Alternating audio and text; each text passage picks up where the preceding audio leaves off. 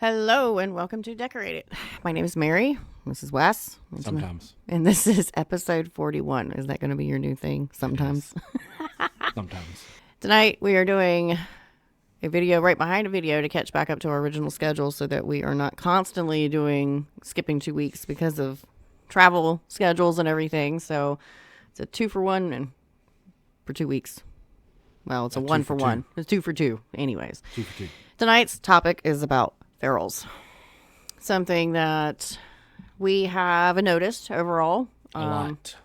In previous looks at other people's builds and things of that nature, and also general discussion overall about Ferrules. What is your background, information for Ferrules? Why did we start wrapping Ferrules? Why was that a thing? It's to prevent splintering of the ends of the blanks from the common person shoving it together forcefully. Mm-hmm. They're not going to just slide it on where it's tight and twist it to get it to line up. They're going to shove it on and twist it. You need to protect that ferrule. And you also need to educate your customer on how you're supposed to put your rod together too, especially their customs, because I don't know if any people know this, but ferrules obviously will stretch over time and stretch with use. And let's repeat that. Ferrules stretch over time.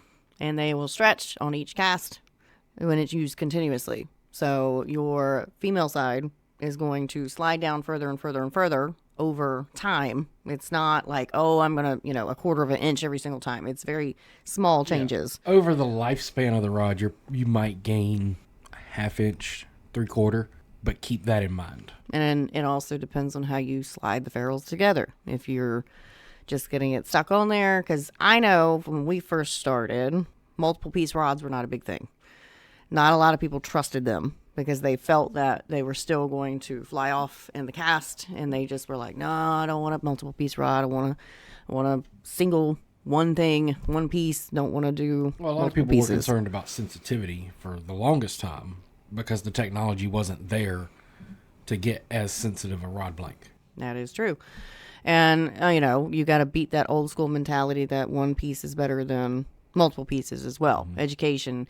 Now, what's working in our favor as far as custom rod builders are concerned is that shipping has become limited on certain size blanks. And you're going to start seeing more and more 2, 3, 4, 5, 7-piece rods because shipping regulations are going to change again very soon. Mm-hmm. And so we're limited to the length that we can ship. So obviously we have to continue to keep shortening it. So we're probably going to be working more towards a lot of multiple piece rods in the future. And it will, for the best. It's great to have a travel rod. You just built one, and it's been fantastic to take with us because it's really easy to pack it up. We don't have to deal with our 9-foot sections on our anchor rods that are an absolute nightmare to try to drive around in the car.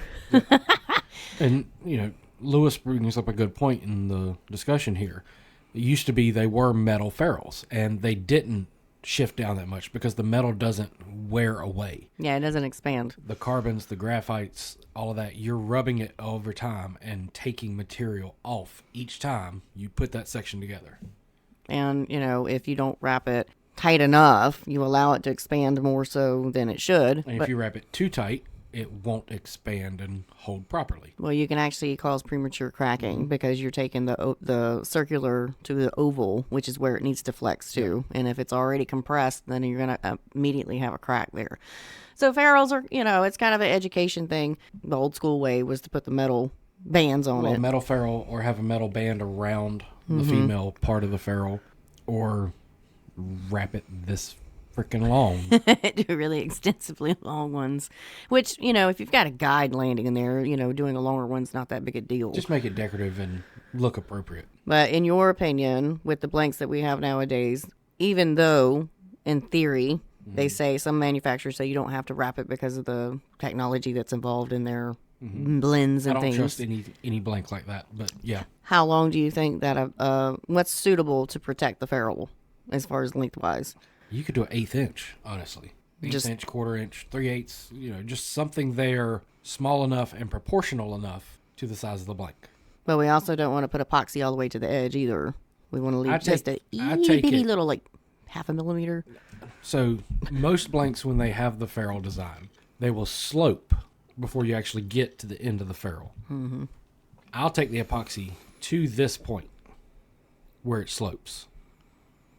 Not down here on the slope, but to the slope. I'll have the epoxy right up on that. I try to get mine as close as possible that I'm comfortable that it's not going to I'm not going to accidentally glue it to either the extender or And that's what you run the chance of. If you get on that slant, that epoxy's going to the lowest point. Yeah. And that's going to be whatever's holding that. Yeah. Now, some of the ways that we can be really fancy with our ferrule wraps is all you need there is just some thread. That's all you need. Yeah. Or some epoxy. It doesn't honestly. have to be thread. You can put just epoxy there. Yeah, just and as long as there's pieces if you want. Alignment dots for fly rods. That's a big thing for fly rods. I actually think that alignment dots for the general user that we're building for is a great idea. And those can be used with like paint pens or any kind of paint that you put dots on. Things like feathers, like the eyes of the jungle cock would be a great alignment dot. You could use those little nail studs that I'm constantly using. Anything that's very small, very lightweight. I mean, heck, you could even use like some of those little star confetti pieces that I used mainly for stars and flags and things of that nature. But anything that they can see to line it up helps, because for me, I'm not the greatest at making sure that everything's straight in line sometimes. So I'm having that little bit of a assistance for the consumer works out pretty well for them. And you don't even have to, think outside the box. We could even put like a single thread that's laying down flat. You can use a multitude of things. So you don't have to get crazy. But just keep in mind, if you're going to wrap an alignment dotting system and you're going to wrap the male and the female ends, that we need to allow that ferrule to stretch just like a little bit, because a lot of things that I've been seeing commonly is that the male side epoxy is almost touching the female side ferrule, and there's no room for that to grow at all. So as soon as it starts to stretch, either it's going to butt up to the epoxy and you're going to lose the tip whenever you go to cast it, or it's going to start damaging the epoxy at that other end too. And we've made that mistake before when we first started out. Absolutely. But I'm seeing it more and more and more on rods that shouldn't have it. Yeah. It's just, I don't know, maybe it's just people don't take that into account, or maybe they don't know education wise. Maybe they don't think about, that it stretches, because maybe they're not used to working with multiple piece rods or anything of that nature. But I've only done one. Don't know what you don't know, but now you know. So stop. I've only done two that had a ferrule match up to male female side, and one of them I did have a decent amount of space, but I don't think I had enough, which was my dragon build. I had about that much space. It needs a little more. It probably needs a little bit more, but it's not the best example. But our fly rod that we did for the challenge, we had alignment. Plenty of space. There's a lot of space on that one. But we also had very, very short, very minimalistic stuff on that too. So as far as protecting the ferrules, what are some other ways that we can do that aren't necessarily wrapping it? Which side? Well, it'd be the male side if it was left open, which that's not common. So a lot of times when you look at some of the multi-piece blanks on the male end, depending on the size of that portion, it could be solid or it could be hollow. If it's hollow, put something in that. Yeah. Be it foam, be it a piece of cork. Put something in it and cut it flush so that you plug that hole up to keep any kind of debris from getting down in there and rattling around inside of the blank. Can you imagine? You accidentally go, oh, we got a story about that. In process of building things, our kids like to come in here and play with our stuff, right? And the telescopic rod that Wes was working I was about to have a conniption. You got all the pieces, you setting the guides and everything on it, and we're gonna blame the youngest, but it could have been the oldest too. But one of them dropped, what was it? It was a hook keeper. Little hook keeper down in the the blank, and Wes already had the butt on it, didn't you? Yeah, I already had the butt like glued on. So he's hearing it rattle, and he's like, "What in the world? Like, this was fine like 2 days ago," and he I had just glued the butt on the night before and was going to put guides on. And I pick it up, it goes ching, ching, ching, ching, ching, ching, ching, ching, ching. He dropped a hook keeper in the bottom of it, so we had to get that out, which he was like, oh my gosh. And I was like, everything's fair game in here. I can't watch them 24/7. But can you imagine you're out fishing and something accidentally gets in there and you're like, what is that noise? Not to mention that if it's something that's really going to damage the blank, how much it's going to beat it up on the inside. Well, that piece of metal would have beat it up over time. It's a hook keeper. But have kids, they said. It's fun, they said. But ferrules, I mean, they're really not anything to overthink. It's not an overly complicated process. It's just make sure that you're not wrapping it too tight, and make sure that if you're going to put a somewhat decorative aspect, so for alignment dots on both sides, just to give it room to stretch and just be careful with it. And they make ferrule wax as well. Now, obviously don't overdo it, but you can lubricate the ferrules to keep them from seizing up. Yeah. And what would you say is the proper technique for putting a multiple piece rod together as far as putting the pieces on instead of just... Well, you put it on, and then as you get to where it's tight, twist it to line it up so that when you feel it's tight enough, it's lined up. Yeah, it should be like a twist motion and not so much as taking slam it off it together. is the reverse. Just kind of twist and pull, and it'll slide right off. Mm-hmm. Yeah, Lewis, I mean, multiple piece rods, I can see in your area. One piece rods at the beach is pretty much like those people. It's hard to break them of the one piece rods, especially like short guys. Lord Almighty. You can get any rod you want in multiple piece. Yeah. Any rod. You can cut them. I have a 4-piece, 80-pound class trolling rod that's 4 different sections. Mm-hmm. We've yet to finish it, but you've seen pieces and parts of it. But it's legit. It's stout. Like, you can get any blank you want in multiple piece. Can you get it in the States? Probably not. You're probably going to have to go to Europe to get it. But somebody will be able to let you know if you can, find that blank somewhere or have it made somewhere as well. So I wanted to show you just a couple pictures of some of ours because I asked in Southern Rod Builders, but I asked way too late, so it's not their fault. Way too late. Way too late because Friday was a shit show here Friday, and it was very, very, very late whenever I finally was like, oh crap, podcast is tomorrow. Let's look at some photos. So yeah. It is what it is. So we're just going to look at some of the ones that I've done over the years. And obviously this is... some of the to do and not to do. Yeah, exactly. Well, we don't have any pictures of the not to do because you didn't take the picture, remember? I thought I put it back together and did it. No, you were like, no, it's not a good example.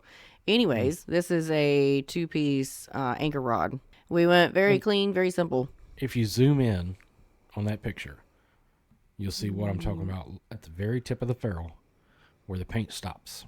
The epoxy's just a little bit before that. Zoom in more. You got the power. You've got the power. But you can see how the edge of the blank is sanded down. I take the epoxy all the way to where the blue stops.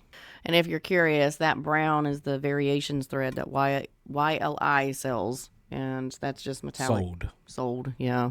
It's going to be hard to come by now because they're no Fish longer. Hawk, all the variations. It's not made by the same people anymore. And then just metallic thread on the outside. Now, this one's a pretty big one because I'm a firm believer in doing proportions to what size rod, like how big the rod is to like how big certain things should be. So this is definitely longer than it needs to be. Yes. It does not have to be that long. And obviously it's a zoomed in picture. It's maybe a half inch. It's probably a little bit less than that. That blank, I do believe, it's probably a solid inch across there. Oh, yeah. It's massive. It's one of those old Rod Geeks anchor rods that we used to get. Inch diameter. It's a huge blank. So for that piece. I felt that doing one that was just like a quarter of an inch was going to look weird. Yeah. So I made it a little bit like longer. A trim band on it. Yeah. It would have been like, why'd you do that? Next one up, this is from the challenge rod. This is one of the ferrules that I did. Obviously, there's a guy that landed on this one too, and that's just some of my freehand painting I did in that theory. But I did not do male and female lineups on this one, and you can see the lip where the epoxy ends. It's just very noticeable. It's like boom, and then there's the end of the blank. I do enjoy when the guides land on the ferrules because it makes it really land perfectly easy. Where they need to be.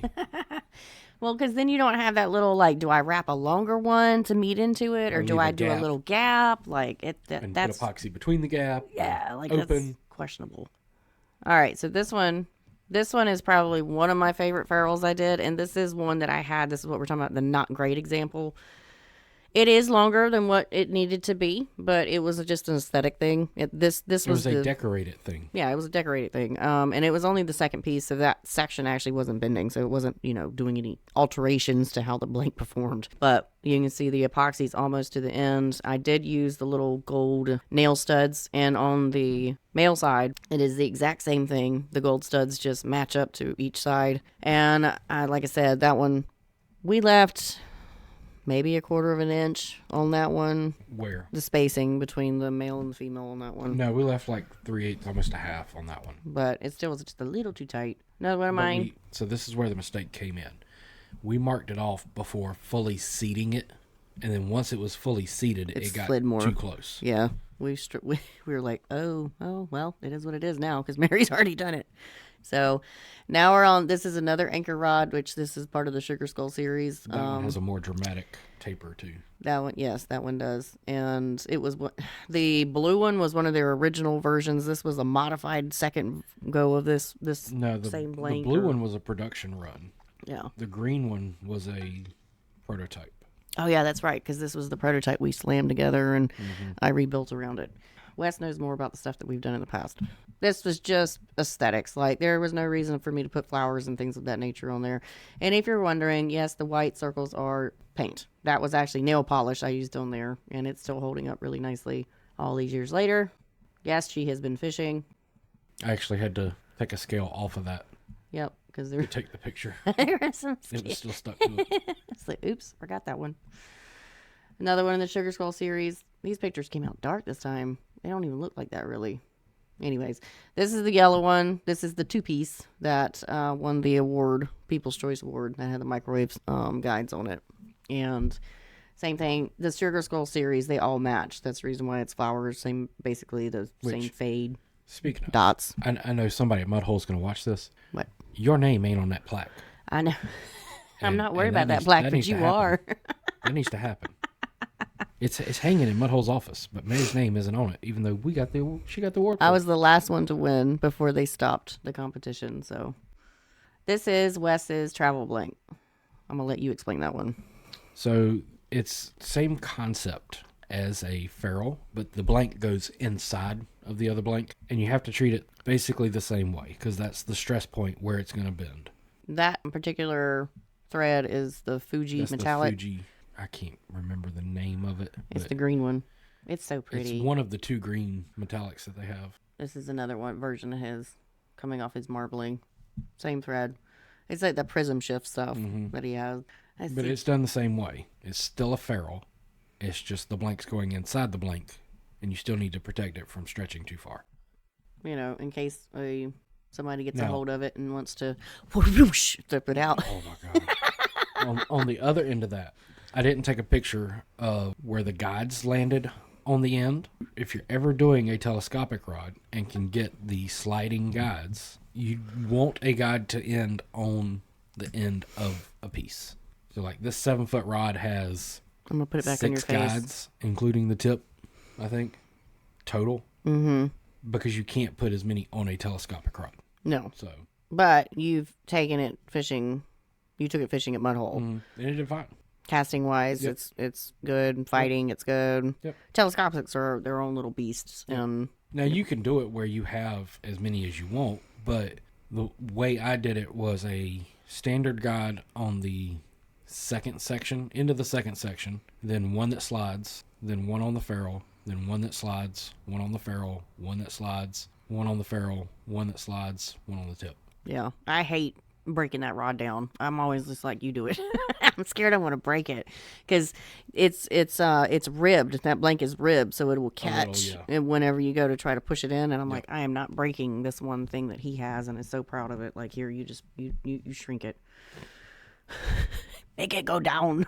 So this is our fly rod that I got a 0 on that year for my thread work. But this is what we were talking about with having enough space. Forever be known. It as will- 0 for thread work. It's 0 for thread work on this bad boy. But I'm still a little still aggravated, salty about a little that. salty about that one. This is like a good appropriate space for this section where there's that alignment piece, and really There was no need for me to put one there on the mail in. It was just for aesthetics. There is no alignment dots to line this up on it. It's just bands. And the bands, I shrunk them as I got down further into the rod, but that's the kind of the spacing that you need to leave because they're going to stretch with use. Obviously, this one has not been fishing because the customer that we were showing it off to, not even a month later, was picking up he was picking up a repair that we did for him, was playing with it, and he snapped the tip off. And we've been so salty about the whole thing that we just never actually reached out to CTS to get another tip section to have to rewrap it. So 0 for thread work and didn't even get to fish it. Broken tip. I don't know that I'll fix it.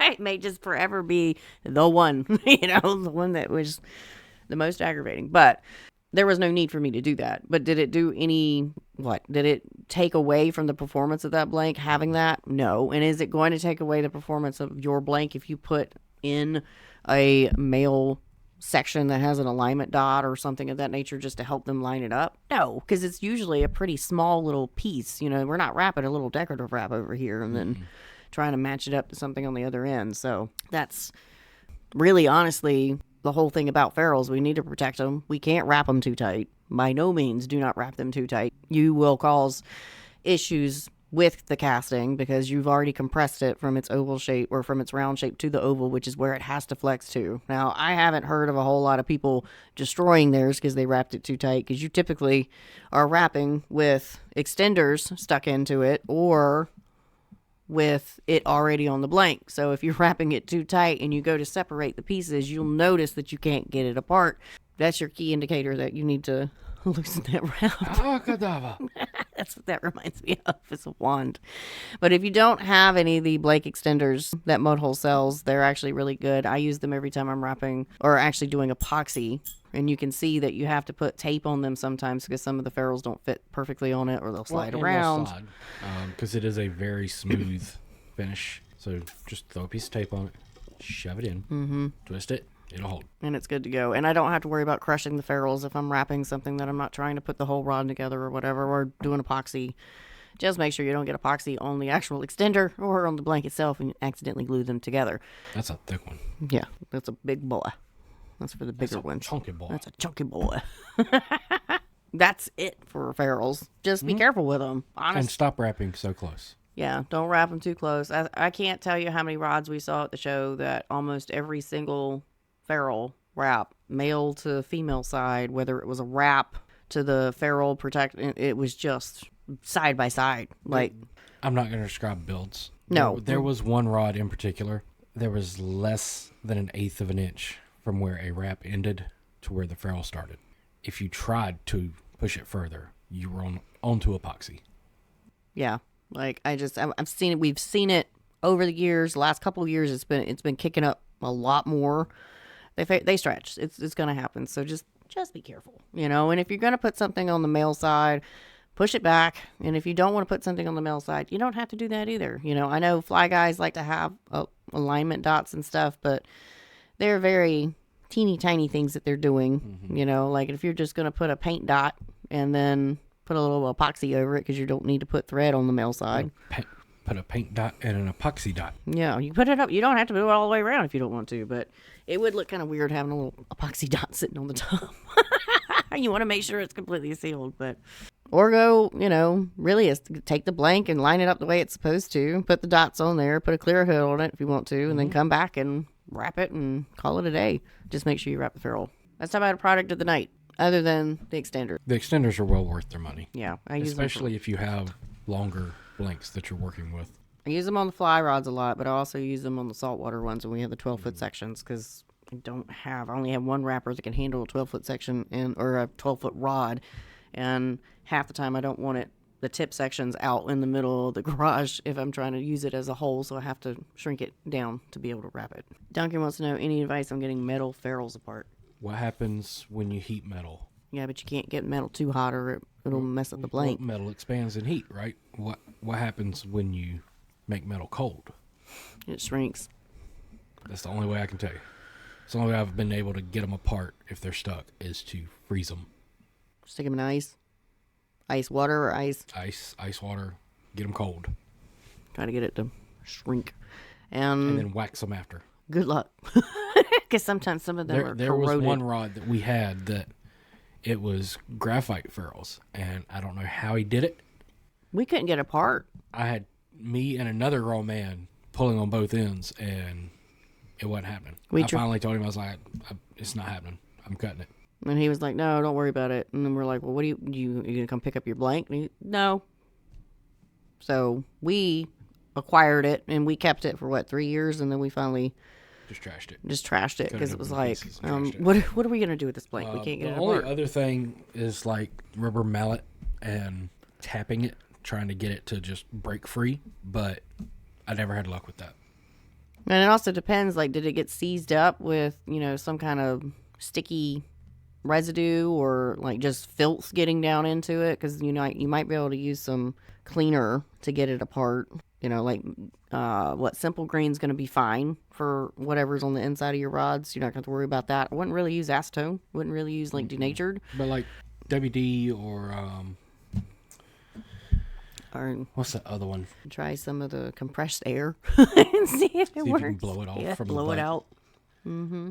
Although that probably would be dangerous. don't I put that wouldn't in do your body. that.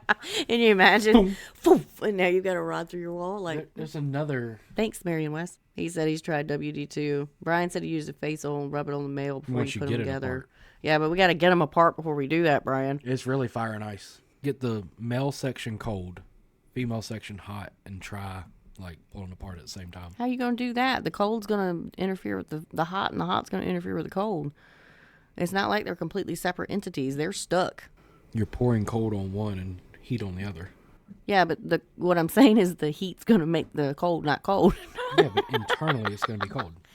I don't know. If ice hasn't worked and heat hasn't worked, which is usually the tried and true methods, and you tried WD-40 to put it apart, how old is the rod? How old are we talking? It may be a lost cause and cut it and put spigots in it. Yeah, and just shorten it in that section. I have done that too. Cut it where the ferrules actually connect and then spigot it together. I wonder if he could cut the metal, like, and just go into the middle and just separate it that way. It'd be last resort, but Shortening the rod, changing where the guide layout is. That'd be a whole nightmare. Get a plumbing pipe freezing tool and freeze the male ends and use a heat gun on the female from the 80s, I think. Can I wrap over the ferrule? Yeah. I mean, at this point, it sounds like it's coming apart. pretty much seized together. I would try. Glue it back. Obviously, further. Brian agrees with Wes that you can freeze one side and heat the other. Get some Super lube. Yeah.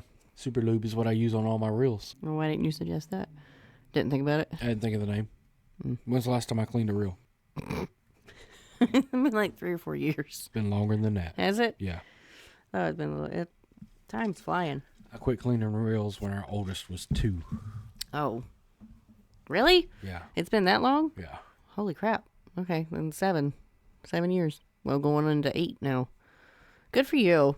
You were a slave to that for a long time. For no kind of pay. For no kind of pay. Duncan, let us know if it works. And if it's a lost cause, just wrap them things together, wrap over it. Wrap it and make glue it a more. one piece.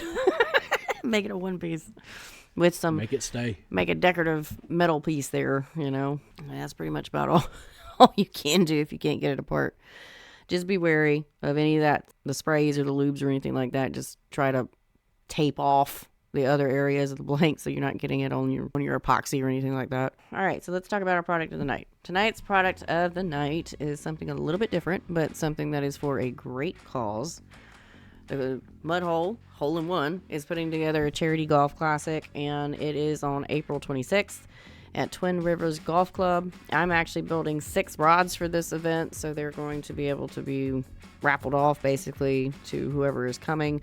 And mine are not the only things that are in this. You can also get an 8-hour fishing trip with Pro Terry Scroggins, and then you also can get an inshore trip with Captain Chris Adams. You also got $500 worth of Engel Coolers gift cards, the Bajo sunglasses, Baggio sunglasses, Cash and Rods and more is going to be there. You are going to be fed by Mission Barbecue Catering, and this is golfing and also raising money for the CCA Florida and also the Seminole Junior Anglers and Project Healing Waters. So this is a great event that's going to benefit the organizations, and all of the money that is raised is going straight to them. And it is on Saturday, April 26th, and it's at Twin Rivers Golf Club. So the tickets for this, you can go onto Mudhole's website and you can type in the charity golf or golf, and it's going to come up. You have the options. You can buy for a single, even though they're playing in fours. You can buy a single for $150, and then you can get a four for $600. But you've got all of that stuff included in that, along with, free food and fun for the day, basically. But if you have any further questions, check out the information they have on Mudhole. And I know John just put out a video about the information on it as well. But it's one of those things, like, we're giving back to the CCA. We're all involved in, fishing. So we need to be kind of taking care of the wildlife and stuff, and getting the junior anglers involved with it, and also dumping more money into the healing project. Project Healing Waters. Project Healing Waters, sorry. It's always a good thing because it gives back to the veterans. So good calls. Check it out. If you can make it, do it. Because, I don't play golf, but if I did, I would definitely try to go down there. Could you imagine if I won one of my rods? I'd be like, nah, pass it on. Double it and pass it to the next guy. Double it and hand it over. But that's our product of the night. And also the blank extensions, because these are just, kick it out, fantastic little tools. And Spelliarmus. Before I got these, you know what I was using for my extenders? I have a leather tool that's Wes made it for me, but it's made to round off the edges of the leather, but it's in a cone shape, and I would get it stuck in the blanks as best as I could. Or I would find dowels, or I'd find other pieces of blanks that were like broken or cut off, and I'd cut a section and use that. So these are definitely easier. Definitely easier, and they look better, and you get a case. Win-win. But I guess you guys also want to know what we're going to give away tonight too, right? Nothing. You get nothing. Nothing at all. We're being savages tonight, actually, just so you guys are aware, because we're going to give away a 3-piece rod. 3-piece travel rod. So you have to wrap ferrules. Ha ha ha ha ha. It's going to be a 7-foot, 1/4 to 3/4. The exact model is like a 844, medium heavy, fast action, basically a do-all 10 to 17 pound rod. So you get a blank. This is the first blank that we've shipped on this And podcast. It's 3-piece. It's 3-piece. You got to wrap ferrules and do them right. You've been warned. Don't get them too close, and then you can do real life experimentation as to how far they stretch. Just don't force it. Don't break slam it for them on there. science. Don't do Don't Because break. it's not warranted if you do that. I'm not warranting you if you break it for science. Okay. So, the question: what It's so easy. event is next to meet Mudhole at, along with us? Do do do do do do do do do do do. We've talked about it. It's been promoted last week. What is the event? The next one, not PCS, because that's already ending. So don't And say we'll that be one. in, And we're not at PCS. technically in Mudhole's booth as the decorative studio. Yeah, we're joining up together as a one united force. I mean, yeah, it is going to be a good way to practice, Brian. We're making you practice on a multiple piece rod. There you go, Greg. What used to be Foley, exactly. Good job, It's Greg. Angler's Resource event down in Orange Beach, Alabama. It this was. time. It's the Mastering Rod Building Seminars is how it's titled. But we in the past have always just called it the Foley event because that's where it's at. But it's Mastering Rod Building Seminars. So good job, Greg. You get a 3-piece blank. Now you get to practice wrapping your ferrules. Ha ha ha. Greg. Need your info. Need your info. Make sure you send me a message or email me. Need your address, and we'll get that drop shipped from Mudhole for you. Yay! Congratulations. Whoop, whoop, whoop, whoop, whoop, whoop. Want to take a minute to thank our sponsors as well. Foundation Outdoor Group, which is the company that owns Mudhole and American Tackle. We do appreciate them supporting the podcast and allowing us to give away all the awesome things that we can for you guys. But I am very appreciative that I say both, but I'm appreciative that Mudhole is very supportive of me and allows us to travel and hang out with them and teach as well. It's been a great gift to be able to just meet up with people and know that they're watching my videos, because they have randomly stopped me in the aisles and stuff and been like, I watch your videos, or have their wives yell at me because they're watching me too much on my videos. which is always funny. I know you. You're the problem. Hi. But the other thing is, super happy that we're going to be going to Foley with them, and then we're going to be back at ICAST again. And I'm still waiting to hear if we're going to do the advanced seminars later on in the year for this year, because the ones in January were technically for last year, but the hurricane ran us out. So it's been a great company to work for. And do not forget that you also get a discount for watching the podcast at Mudhole. Discount. What? It's called Decorate It 10. So literally decorate it with the number 10. 10 at the end. So you get 10% off of MHX, American Tackle, Pro Products, Gaho, and also CRB stuff. And obviously you can't stack the discounts on top of each other, but you can get 10% off. But if you're not getting a discount, use the discount. Use the discount. It's not limited as far as I know. You can just type in the discount and you're supposed to be able to get everything. So I had $900 sitting in the cart the other day and used it, and it didn't pause. It took off a whole bunch of stuff. I was like, oh, that's great. That's actually saves a lot of money for them. Look at that. So don't forget to use the discount. And if you ever get a chance to, just thank Mudhole for being awesome. I know a lot of people want to sit there and complain about shipping, but the stuff that leaves their It's a veto. factory, it's not Mudhole. I've watched them move these trucks in and out from the times that we've been there, and you would not believe the amount of vehicles that show up and the amount of stuff going out the door to be shipped. Once it leaves their back door, they can't help what happens to it. Okay, I don't ever really have that many problems with it. We usually get it within like 3 to 4 days, but there is sometimes where, like, you know, it might get delayed because We call them like, hey, we got that went out, right? Yeah, it went out. Okay. checking with the carrier. The carrier, it's still sitting at Oviedo because they haven't got it through the shipping stuff. You know, it's out of their hands. But if you ever have questions, obviously call them. Their customer service is on point, and they will answer any questions that you have. And tell Sean I sent you. Yep, tell Sean that the Christie sent you, and he'll giggle and deal with you. They're all gonna love us when we start name dropping certain people that they Just have to management. talk to. Just management. Just talk to Sean. Sean will take care of you. But great company overall, and super appreciative that we get to do what we love, which is teach and build rods and make grips. They make fun. And how, like, what other? There's no other job that I can do the things that I do with this stuff. I mean, if I had stayed at my old job, I'd be slinging coffee still.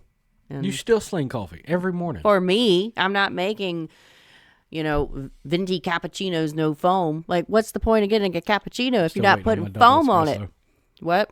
Huh? What? None. Don't talk under me while I'm talking. What'd you say? Still waiting on my double espresso. I can't help the machine's not working the way it's supposed to. It's like broke a joke, but we bought that when we were like dating. Well, no, that was our first wedding present that we got. So it's 11 years old. Mm-hmm. It's a little tired at this point, and it wasn't the best. It was just a little coffee mate espresso machine. You better check again on the date of that thing. It's 10, no, 11. What? Yeah, it's 11. We got it when we got married. Mm-hmm. We got married in 2013. Mm-hmm. It's 12 years. I'm sorry. I thought it was 2024. I lost a year. Don't look at me like, see, he remembers. He's sitting there going, uh-huh. Yep. Uh-huh. Yeah, Yep. Go ahead. Keep running your mouth, you idiot. Keep doing the math. Go deeper. I just lost a whole year. I just put daylight savings times to it. Just skipped backwards, apparently. We're in 2024, not 2025. 2025. Anyways. Rappy Ferrules. Properly. What questions, comments, concerns do we have at this point? Q&A time. We can sit here and have a chat for a little bit. Expelliarmus. Let Wes play with the extenders like they're wands. You should put... Oh, man, where's the... I'm supposed to get a third one. Then you could look like Wolverine. Now you're just Wolva because you're missing one. Don't we have another? We do. We got another one up there that are the different sizes, but Ooh. don't get... Are you scratching your head with it? Yeah. Oh, Lord. That feels amazing. Beetlejuice updates. It is in pieces. It's Right over there. So I got his... That's the update. I got all of his face glued in the other day because Friday, this is why it was such a crap show, Friday. When we unloaded the lathe off of the trailer, we had all of the stuff like locked in position so it wouldn't slide around, and we had the cord wrapped up. Well, somewhere between bringing it home from the expo to getting it into the shop, the ground plug. Well, the ground, what is it called? It's the ground plug of the electrical. It was loose, and so we had to go get another one. Wes had to rewire it back on, so I sat down and started gluing that up. But then Fridays are rough because Fridays is half day for the kids, and we had to go get the plug, and we had a whole bunch of errands to do. And sick day for Wes. Yeah, Wes was sick again. He's working on stuff in the shop here, but he definitely didn't need to be running in people's houses coughing up stuff. So his hair's cut. I've got all the lines into his hair. I've got his face glued up, and I was going to start gluing his hair in and fixing everything on his body before I start the background, because when I was piecing stuff together the other night, my hand caught the tape, and the tape came up with it, and all the pieces went poof, and I went, absolutely not. We're not doing this again like what happened with the Ninja Turtle. So I decided to stop progress on all the rest of it, just glue everything together. So tomorrow is going to be a glue day. We should get there quicker. Usually, once I get all those lines put in, I'm going to go pretty fast, but depends on how many times I get interrupted. We'll see. Michael, it can, but not necessarily, like Lewis was saying. I mean, if you take a 6-foot ultralight and cut it at exactly 50% of height and put a 3-inch on each side spigot ferrule, it's going to modify the bend of it. Will it modify performance? Not necessarily. I wouldn't see how it would change it. I mean, yeah, granted, yeah, it's supposed to work as one, and then you're going to have a little bit of overlap in that section, which would, slightly stiffen that little bit of a section. But then again, depending on how you had to cut the blank, might soften that section too. Mm-hmm. So they're going to tell you that because they don't want you to start cutting the blanks apart. That's how I feel.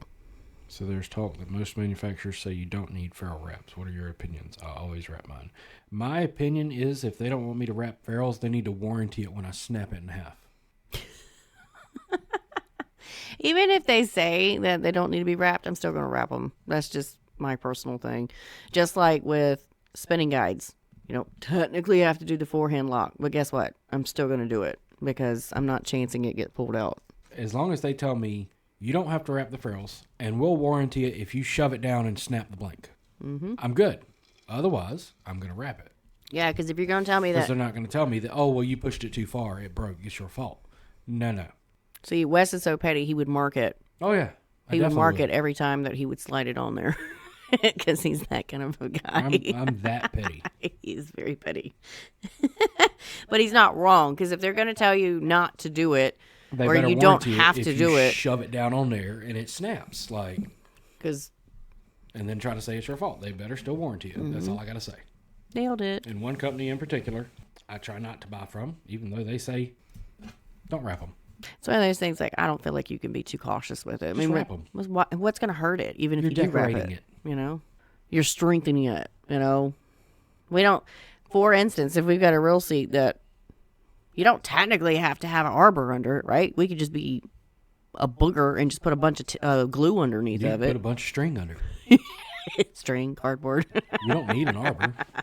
You just put a bunch of glue under it and hope for the best, right? I'm not going to do that. The simplest thing ever. Go to the end, stop 3 wraps short, three threads short, 2 threads short, close as you want. Wrap around, keep going. When you get back to the guide, go across, wrap around. 1 time, 2 times, and then go behind it a few times. I've put out a bunch of videos of me doing the forehand lock, but it's not great angles. You can do it right here. Go. You're going around, right? Going around. You get up close to it. Make a figure 8 is what you're doing. So you come up, go around, keep going. Which keeps you on the front of the foot. And then when you get back to it, go around. Which puts you behind the foot. And then go. And then that time that you go around, you're behind the foot. So wrap a couple more, tie it off, and tuck it under. So I usually do 2 to 3, sometimes 5. But once again, all of my stuff's based off proportions to the blank. So it's a big blank. I'm not just going to put 3 underneath it. But the biggest thing for me, if people are doing the forehand lock, is make sure that thread that's behind the foot, when you go to pull it through, do not pull the thread all the way through. Wait, because what you want to do is you want to pick the guide frame up, and don't be stressed out about doing this. Most of them are super resilient, okay? Because you don't want that gap. because what will happen is there'll be a little triangle where you've gone from the front to the back. Air pocket. And air pocket, bubbles. You don't want that. So pick the guide frame up, grab the bite, and just push it. And then push the thread underneath of it and take the thread tag in, tighten it, then pull it under. Because if you pull it all under and then you slam all that thread underneath that, it's going to come loose because you've added slack to it. I was trying to figure, couldn't find the word in there. It was gone. But you added slack to it, so pull it tight and then push it under. It's really not that hard. And you don't have to do it. No. But it does lock those guides in once you epoxy it. It's very hard to move them. Make sure you're wrapping them straight whenever you get them on there. Get them as close as possible. And like, I'm the problem. The problem over here. I'm just going to I need a shirt. And then I'm like, I can't move this. I've gotten better. Dang it. The last one you barely had to even do any straightening on because I was like, I'm going to pay attention to it because I was wrap it a little looking. looser. No. That's all you got to do. Yeah, but then your tension and my tension on guides are completely different. I know. I wrap tight. That's also why I can wrap faster. He was asking more about solid rod split affect the appointments because I've got a rod that I want to cut in half, put a ferrule in to make it to fit in a car easier.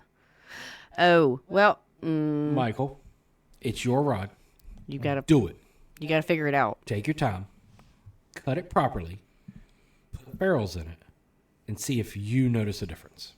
You'd have to, in order for you to actually test that exactly perfectly, you'd have to get 2 blanks.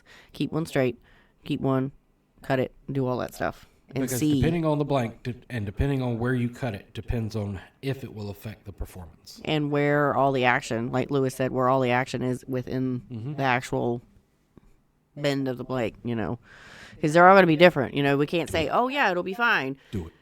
And then you go purchase a different one and you try it and then it's like completely flops. Like the whole blank just does not perform the way it's supposed to. Do it. Do it. Just do it. Just do it. Worst case scenario, you've got a backup because you bought 2, Don't even buy a second one. Just do it. No, he would need to have to for the science aspect of it. No. Yes, he would need to be able to know. Build it, fish it, cut it, fix it, fish it. Okay, so you're asking him to do twice as much work. No, you're building it one time. Yeah, but then you got to cut it. He's going to have to move the guide train. No. Why not? You shouldn't have to. You'd be taking out material. You're planning it out to where the guide isn't going to fall where you're going to cut it. Do it. I'm going to have to argue with you on that one. If you shorten it any length, it's going to change the guide train layout. Or you might have a spot where it touches. Do it.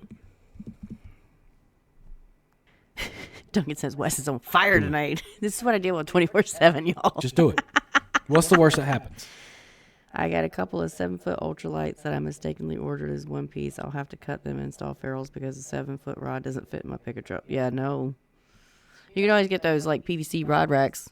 Sell the truck and get a Hilux Surf. Sell the truck. No, he can't. Remember, he's in Canada. Imports for him is astronomical. He can get Hiluxes, I do believe. Everybody can. Except the States.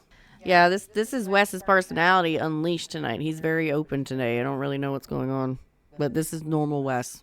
He's usually very tame on here. When I'm asleep. When you're asleep. He said nope. Sell the truck. I agree. Get an SUV. You don't, but even the SUVs, like even with us traveling with the Suburban with our rods, it's a nightmare for some of them. Yeah, because you won't let me put rod racks on top. I never said you couldn't put rod racks on top. I asked you what we could do to not have to deal with I can have 2 6-inch bazookas on top of your Suburban. Make it look good, but don't just. They'll be black. Don't be making it look like it's like some crazy psycho thing. Nope. Overlanding, here we come. What the hell does that mean? What does overlanding mean? Roof rack and tubes and Make it look good. It. Trust me, the pickup is more sensible. So can my Hilux Surf. The pickup would have made more sense for us too before your Hilux. Yeah, but this Hilux is so much cooler. It can't drag the trailer. Not until I put a trailer hitch on it. Jesus. Unimog. Lewis, don't play with me. Greg, I told him he had to talk more tonight. I will take a Unimog in a heartbeat. I actually did this episode for him because he's the one that's been complaining about the ferrule wrap so much here lately. Mary don't know about the Unimog. I don't know what the Unimog is. Do you remember downtown Rock Hill when you're going from our house to downtown like you're going to the bank? On the left, that Mercedes dealer, he had that old military vehicle that had an open top on back. It was very tall and like dark green. Sat out there for years. Already lost. No, I have no Then idea never what you're talking about. I'll have to look it up later. You see a Unimog and you're going to think, yeah, Wes would buy that immediately. It's probably something you've shown me before. It is. And I've been like, no. I'd take the Unimog over the Deuce and a Half any day. I'd do a Unimog. I'm not giving up the Suburban. The Suburban stays. End of story. I'd sell your Suburban for a Unimog. You are not selling my Suburban. That Suburban is not going anywhere until it turns to ashes. I do not care. I will drive that thing until the death of itself. It was, until I cannot rebuild it anymore, that Suburban stays. End of story. Non-negotiable. You getting a Unimog after it? No. I'm not going to be like climbing up into... How tall are we talking? Because your Hilux is already ridiculous trying to get into. No, I'm 5'2". I'm not trying to have a ladder. I got to climb up to get into something. I'll make you a drop-down escalator. That you just... Like Mario. Only if you put one of those lights that they have now that is the star buttons for the bathrooms where they can punch it and it makes the Mario noise. Done. Have you seen them? Where they use there was a family that was, they have one that's on the lower level for the kids and one that's up the high, so they know that people's in the bathroom.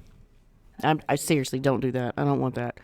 It's just funny to think about. Make it glittery and rainbow. I don't want it glittery. I don't want rainbow bright. I want glittery. I'm fine with black. Black it out.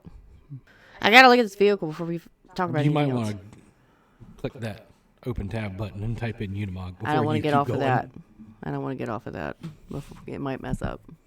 Anyways, no. I want a proper rod rack to carry the stuff, or a proper storage container like we have for the wrappers to carry these long tips. Or, I don't know, let's build some... I don't know. Stop carrying the long tips. They're the only rods we have to show off. That's the problem. Because everybody else, all the other cool rods that go out of the shop are for customers. You don't I don't have to ever take have the them. tips everywhere. The tips are, I had to for Mudhole. That's why we had to have that, because Mudhole had to have it for the filming for some of the stuff. Yeah, but you don't have to take them every time. No, they're not coming to Foley at all. Beach. They're not coming to Orange Beach. They're not coming to the Mastering Rod Building Seminar. I know they're not, because we got to pack a lot of stuff in a Suburban. Yeah. Matter of fact. Chain steps. See, that's what I envisioned, was chain steps to get to the thing. You're going to pull out an escalator. Oh, hell no. I am not getting in. Lewis, absolutely not. It comes with 4 doors. I don't give a damn. That is like Monster Truck City. Absolutely You can get a, not. Like, camping Absolutely version. not. Mm-mm. Overlanding. Or a dump truck. My that's an youngest option, too. would love that. No. It's a Mercedes. Come I on. don't care that it's a Mercedes. Okay. That is ridiculous. Can you see me dropping the kids off at Yes. school with that thing? I'd be Yes. able to run over everybody. Yes. No. You put a camper No. on the back. I don't care if you can put a camper on the back. That is, no. I'll get Mark involved. Don't worry. Absolutely not. I don't care what Mark says either. See, daily driven Mogs. Come Good on. for them. I'm not doing that. Absolutely not. Lois, we are not friends right now. Absolutely not. Not happening. No waiting in You the just drop off. drive over the No, hill. I just drive over everybody. Oh, screw y'all. We're going to the front. Like, that truck would straddle everybody that's there. Yeah. Absolutely not. I don't need something like that with my road rage. I would be in so much trouble. It only Absolutely gets not. like 30 gallons to the mile. Oh, that's even better. Just tell her it's a Mercedes. I don't care it's a Mercedes. She'd rather have a Chevrolet. I'd rather have a Chevrolet Suburban any day. Nope. I don't care. I don't like the fancy cars anyway. Be the coolest mom ever. Every other mom would be like, what the hell is happening here? And can you imagine a little 5'2" person comes jumping out of the like, look like Mario getting out of a vehicle. Hello. Absolutely not. That's straight up small dick energy right there. Is what that is. Are you compensating for something? I'd get you a custom tag on it too that says Princess Peach. Princess Peach. Hell no. Absolutely not. This is way off topic tonight. Oh my God. All the kids would be begging. Looks like a freaking hayride is what it looks like. You could even have a storefront out of the back of it. Stop trying to sell me on this. It's gone. No, absolutely not. What is your favorite type of butt caps? What do you put on your Evas, or is it rod dependent? What do you mean Evas? EVAs. EVA? Oh, I like the bulbs, honestly. Those are my Yeah, favorite. the rubber bulbs are pretty There's much standard for what we offer a lot of times. for most of them. I mean, there's some people that want to have the EVA butts made, which I can do. But typically, for most of the ones I'm doing, it's usually the bulbs or the bell shape, however they're categorized, gimbals for saltwater stuff, or making my own. Or I'd like to start looking into doing the custom foam with a piece of rubberized cork at the very end of it. I gotta see how that looks together. I am getting a whole bunch of cork sent over from Cork for Us from our dealer.